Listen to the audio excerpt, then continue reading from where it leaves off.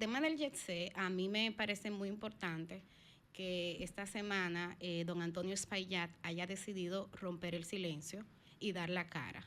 Y lo hizo a través de una entrevista que concedió a la periodista Edith Febles del programa El Día y del canal Telesistema. Y fue interesante que se eligiera un medio que no perteneciera a ninguno de los de RCC Media, porque eso le da un mayor sello de independencia y de objetividad. Además, una periodista como Edith Febles, que es extremadamente profesional, yo de hecho la felicito. No se puede ser, señores, mezquinos en términos profesionales. Eso fue un palo periodístico de Edith Febles y hay que reconocerlo. Entonces, quiero felicitarla por eso. Pero vuelvo a don Antonio, porque a mí me parece importante que él pudiera dar su versión de los hechos y explicar.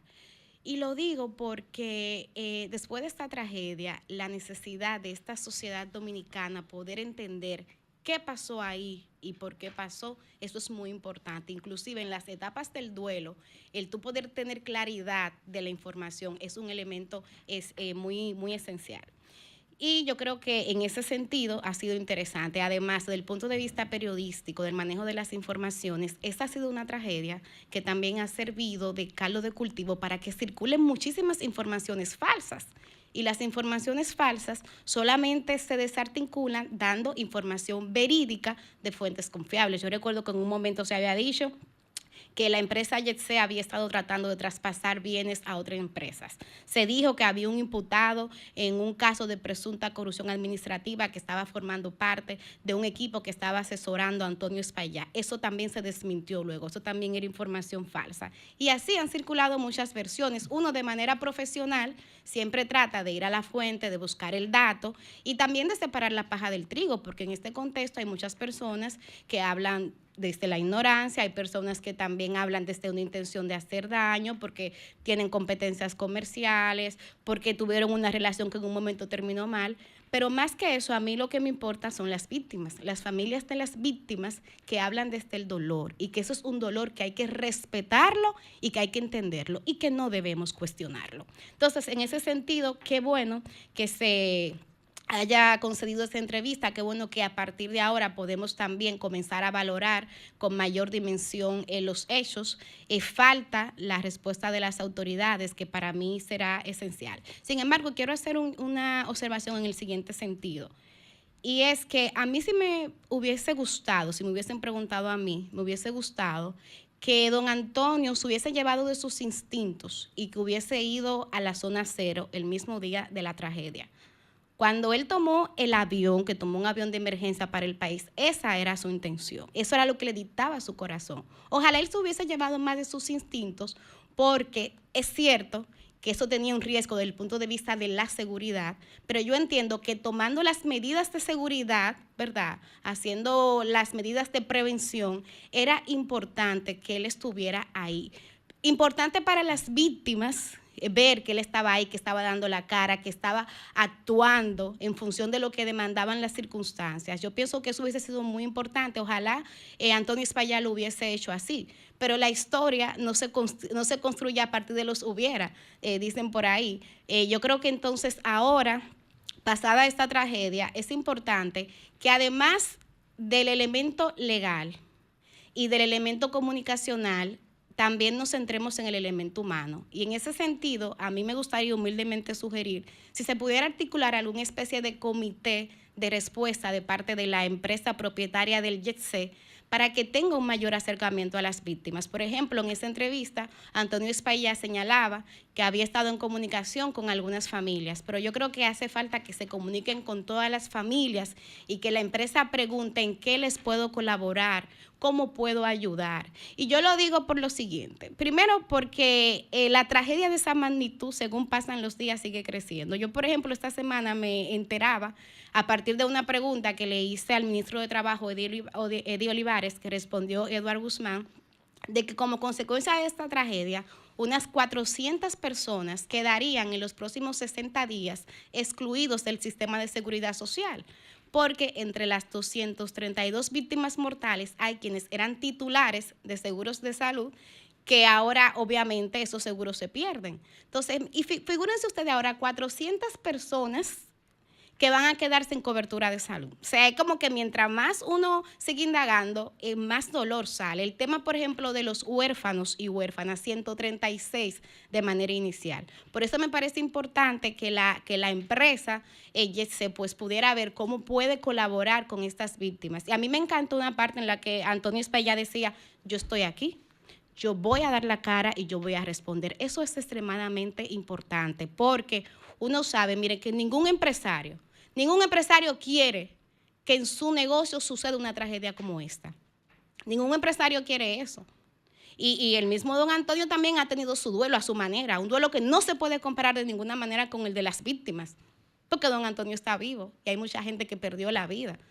Pero también hay un duelo porque perdió amigos, porque tiene esta situación que nadie quisiera verse en esos zapatos ahora mismo. Nadie quisiera estar ahora mismo en los zapatos de Antonio Espaillat.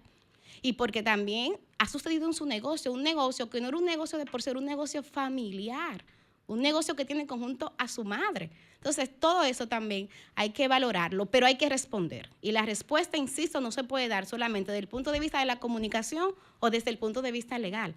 Hay que darla desde el punto de vista humano. Y en ese sentido, esta humilde sugerencia de que pudieran articularse algún canal, algún mecanismo para tener una respuesta humana y directa con las víctimas de esta tragedia. Para cerrar ya mi comentario, quiero referirme a un incidente que tuvo lugar ayer en el Coliseo Teo Cruz, donde en una graduación de policías convocada por el Ministerio de Interior y Policía y con la presencia de la vicepresidenta Raquel Peña, agredieron a un grupo de periodistas, incluyendo una periodista que está embarazada.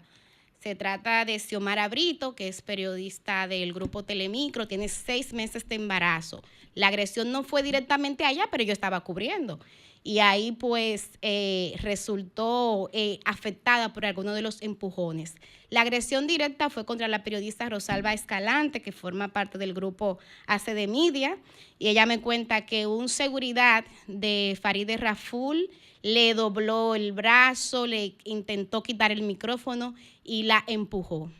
Y yo quiero llamar seriamente la atención sobre esto, porque no es la primera vez que esto pasa. Yo recuerdo en una actividad que convocó el CONET y en la que participaba el presidente de la República. Miren, ustedes están viendo ahí quienes nos siguen por Telefuturo Canal 23 las imágenes y quienes nos ven en YouTube también. Pues así mismo, convocan prensa y cuando la prensa va, entonces no la quieren dejar hacer su trabajo. Entonces, primero, mi solidaridad con los periodistas agredidos. Segundo, el tema de que esto no es un hecho aislado, que es preocupante. Pero tercero, si ustedes no quieren prensa en una actividad, ¿para qué nos convocan? Y si nos convocan, déjennos hacer nuestro trabajo. Miren, quienes van a cubrir ese tipo de eventos son reporteros y reporteras, que para mí, no sé qué opina Cristian y Roselvis, es la época dorada de cualquier periodista. Pero esa época dorada implica que tienen que pasar mucho trabajo. Primero, comenzando por las condiciones socioeconómicas. Aquí, el Sindicato de Trabajadores de la Prensa, la filial del CDP, mejor dicho, aquí en el distrito, hizo un estudio que decía que el 90% de los reporteros gana entre 20,000 y 30,000 pesos. Entonces, de entrada, es gente que paga mal y que trabaja mucho, porque tiene que cubrir 3, 4 actividades al día y a veces hasta 5.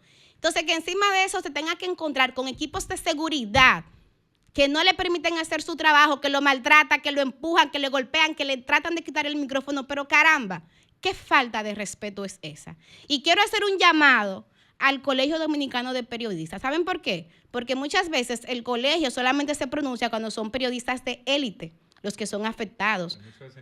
Si es Alicia Ortega, si es Nuria Piera, si es Uchilora, ahí sí el colegio habla, pero cuando son los reporteros del día a día, que no tienen estos nombres famosos, entonces ahí se queda callado. No, yo espero que en las próximas horas el Colegio Dominicano de Periodistas se pronuncie denunciando este atentado contra la libertad de prensa, porque ahí lo que se trataba era de hacer el trabajo. Y hablé con Rosalba y me explicó lo que pasó.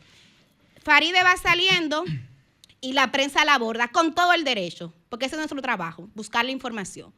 Y entonces un seguridad de Farideh comienza a empujar a los periodistas para que Farideh no hable. Y entonces luego viene la vicepresidenta que de manera muy decente muy decente, esa mujer es una apagafuegos, sí. Habló con la prensa y pidió disculpas, pero miren, no basta con la disculpa. Qué bueno que hubo la humildad de pedir disculpas, pero no basta con eso.